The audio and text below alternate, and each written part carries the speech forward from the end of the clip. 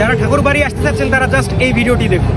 পূর্ণব্রহ্ম শ্রী শ্রী হরিচাঁদ ঠাকুরের আবির্ভাব দিবস উপলক্ষে এবারও খুব জাঁকজমকপূর্ণভাবে বারুণী স্নান অনুষ্ঠিত হয়ে গেল। প্রতি বছর এই সময়টাতেই এই পুণ্যতিথি পড়ে থাকে এবং পুণ্য স্নান অনুষ্ঠিত হয়ে থাকে। আপনারা চাইলে বাইকে করে অথবা যে কোনো যানবাহনে করে চলে আসতে পারেন বারুণী স্নানে। তার জন্য আপনারা বাংলাদেশের যে কোনো প্রান্ত থেকে ফার্স্ট অফ অল চলে আসবেন গোপালগঞ্জ জেলার কাশিয়ানী উপজেলাতে। কাশিয়ানী উপজেলার তিলছড়া বাজারটার থেকেই মেইনলি ঠাকুরবাড়ির রাস্তা শুরু হয়। আপনারা যারা ফার্স্ট টাইম আসবেন তিলছড়া বাজারে নেমে যে কাউকে জিজ্ঞাসা করলে তারা আপনাকে দেখিয়ে দিবে বা বুঝিয়ে দিবে, এবং আপনারা যদি বাইক নিয়ে আসেন তাহলে বাইক নিয়ে আপনি চলে আসতে পারবেন জিজ্ঞাসা করতে করতে। ঠাকুরবাড়ি অনেকটা দূরে আপনাকে বাইক স্ট্যান্ড করতে হবে এবং সেখান থেকেই আপনার মূলত পদযাত্রা শুরু হবে। তো আমরা অনেক ভোরে গিয়েছি, যার কারণে ভিড়টা অনেক কম ছিল, যার কারণেই আমরা অনেকটা ভিতরে আসতে পেরেছি বাইক নিয়ে। এবং আপনারা যদি অনেক ভিড়ের মধ্যে চলে আসেন তাহলে কিন্তু আপনাদের অনেক আগে থেকেই হেঁটে আসতে হবে। তো আপনাদের এই বিষয়টা আমি জানিয়ে রাখলাম, কারণ আমরা যখন গিয়েছিলাম দেখতেই পাচ্ছেন ভিড় কিন্তু অনেক, তারপরও অনেক কম বলাই যায়, কারণ সেটা ছিল অনেক ভোরবেলা।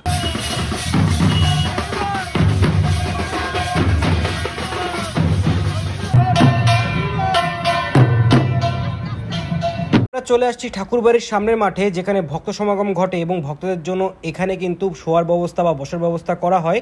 এবং এখানেই সবাই দেখেন সবাই রয়েছে, সবাই এখানে মাতাম করছে এবং এখান থেকেই কিন্তু মূলত দল মাতাম করতে করতে ঠাকুরবাড়ির মধ্যে ঢোকে এবং সেখানে মাতাম করে এবং প্রণাম করে সবাইকে দেন এখানে পুণ্যস্নান নেয়। তো দেখতেই পাচ্ছেন বর্তমানে সবাই পুণ্যস্নান নিচ্ছে এবং আমরা কিন্তু পুণ্যস্নান নিতেই আসছি এবং আমরা প্রতি বছরই ট্রাই করি এখানে আসার জন্য, আপনাদের দেখানোর জন্য।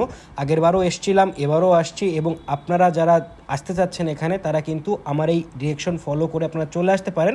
চাইলে আপনারা গুগল ম্যাপও ইউজ করতে পারেন। ঠাকুরবাড়ির এই কামনা সাগরে সবাই বিভিন্ন ইচ্ছা পূরণের আশায় পুণ্যস্নান নিয়ে থাকে। আপনারা যারা আসবেন অবশ্যই আপনারাও পুণ্যস্নান নেবেন। জল অনেক ঘোলা থাকলেও সবাই কিন্তু এই ঘোলা জলেই স্নান করে এবং এইটাই পুণ্য স্নান এবং এটাকেই কিন্তু প্রেম বারুণী স্নান বলা হয়। তো আপনারা যারা আসবেন অবশ্যই এখানে স্নান করার জন্য আমি আপনাদের আহ্বান জানাচ্ছি এবং এই পুণ্য স্নান করে আপনারা অবশ্যই ঠাকুরের কাছে মিনতি করবেন, ঠাকুর আপনাদের ইচ্ছা পূরণ করবে। অনেকেরই ইচ্ছা পূরণ হয় বলেই কিন্তু এত এত ভক্ত সমাগম ঘটে। আপনারা পুণ্য স্নান নিয়ে আপনারা চলে আসতে পারেন বারুণী মেলাতে। এই মেলাটি কিন্তু অনেক বড় পরিসরে করা হয় প্রতি বছরই, এবারও অনেক বড় পরিসরে করা হচ্ছে। এত বড় মেলা যে আপনারা কিন্তু অনেক সময় লাগবে ঘুরতে এবং অনেক অনেক জিনিসপত্র আসে এখানে। তো যেহেতু সারা বাংলাদেশ থেকে লোকজন আসে তার কারণে কিন্তু মেলাটা অনেক বড় করা হয়। তো আপনারা যারা আসবেন অবশ্যই মেলা ঘুরবেন, মেলায় অনেক কিছু পাওয়া যায়, কেনাকাটা করবেন। আমরাও খুঁজছিলাম যে কি কেনা যায়, সেটাই খুঁজতে খুঁজতে আমরা কিন্তু মেলাটা ঘুরতেছিলাম।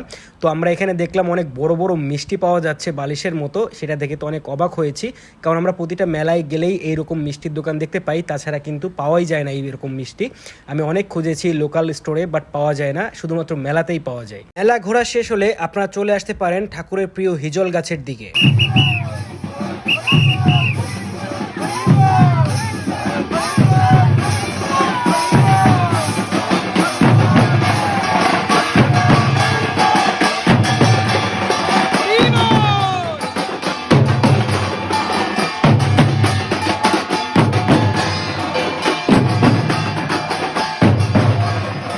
ঠিক পাশের রাস্তা দিয়ে আগালেই আপনারা প্রতি বছরই এরকম একটা গেট দেখতে পারবেন। এই গেটের ওপারেই কিন্তু ঠাকুরের প্রিয় হিজল গাছটি রয়েছে। প্রায় 200 থেকে 250 বছর পুরাতন এই হিজল গাছটি এখনও স্বমহিমায় দাঁড়িয়ে আছে।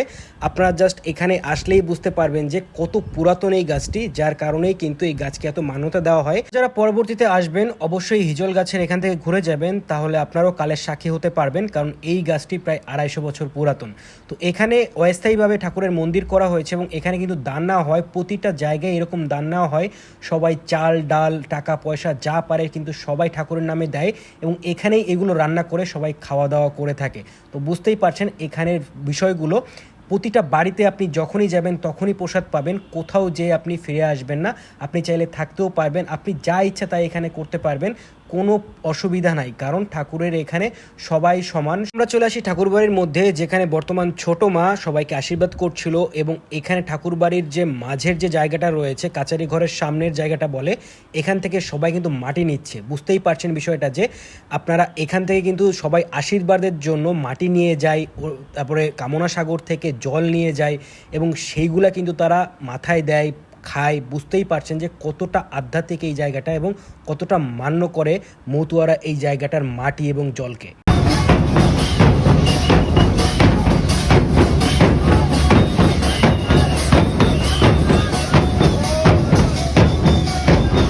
তিথি উপলক্ষে এই ঠাকুরবাড়িতে মতুয়া সহ অনেক ধর্মের লোকজনই আনাগোনা দেখা যায়, কারণ এখানে অনেকেই মান্যতা করে এবং সেই মান্যতা কিন্তু পূরণ হয়, যার কারণে কিন্তু অনেকেই এখানে আসে। আপনারা যদি কখনো আসেন তাহলেই দেখতে পারবেন, কারণ এখানে আমরা প্রায় অনেকবারই এসেছি এবং আমরা দেখেছি যে কত কত মানুষ এখানে আসে সারা বাংলাদেশ থেকে।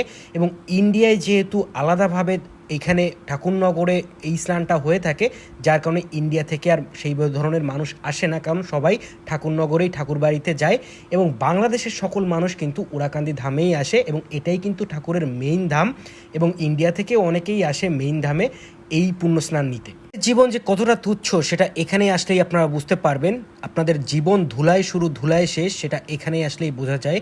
এবং যেহেতু এটা একটা আধ্যাত্মিক জায়গা, আপনাদের মন অনেক শান্ত হবে, অনেক প্রফুল্ল হবে এবং একদম ক্লিন হয়ে যাবে আপনারা যদি এখানে আসেন, কারণ চারিদিকে হরিবোল হরিবোল এবং ঢাকের ধ্বনি এতটাই আপনার মনকে শান্ত করে তুলবে, আপনারা বুঝতেই পারবেন না যে আপনারা কখন সময় চলে যাচ্ছে। মানে আমরা ঠাকুরবাড়ির মধ্যে আছি, এখানে অনেকগুলো মন্দির আছে, হরিচাঁদ মন্দির, গুরুচাঁদ মন্দির আছে, এছাড়া আরও অনেক মন্দির আছে। আমরা যেহেতু মেলার সময় আসি, মেলার সময় আসলে অতটাও ভালোভাবে বোঝা যায় না, যেহেতু অনেক অনেক ভিড় থাকে। আপনারা যদি ভালোভাবে এটা মানে দেখতে চান যে কোথায় কোন মন্দিরটা আছে, অবশ্যই মেলা বাদে আসতে হবে, তাহলে খুব ভালোভাবে দেখতে পারবেন। যেহেতু মেলার সময় সব কিছু কিন্তু ঠিক ভালোভাবে দেখা যায় না, তারপরও যেহেতু আমরা অনেক সকালে আসছিলাম, মোটামুটি ভালোভাবে আপনাদের দেখাতে পেরেছি। এবং আপনারা যারা আসবেন এই মেলার সময় অবশ্যই সকাল সকাল আসার ট্রাই করবেন, তাহলে ভিড়টা কম হবে।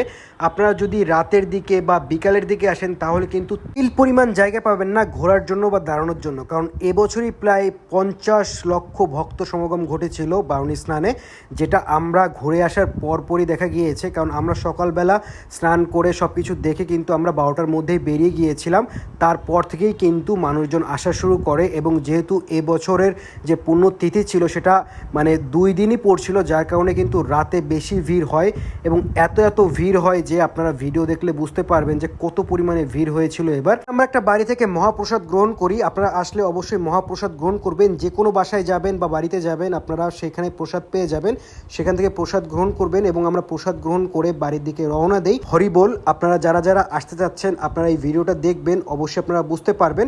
এবং পরবর্তীতে বারুণী স্নানের আগে আমি অবশ্যই আপনাদের নোটিফাই করব যে কবে বারুণী স্নান হবে, তখন আপনারা সবাই আসতে পারবেন।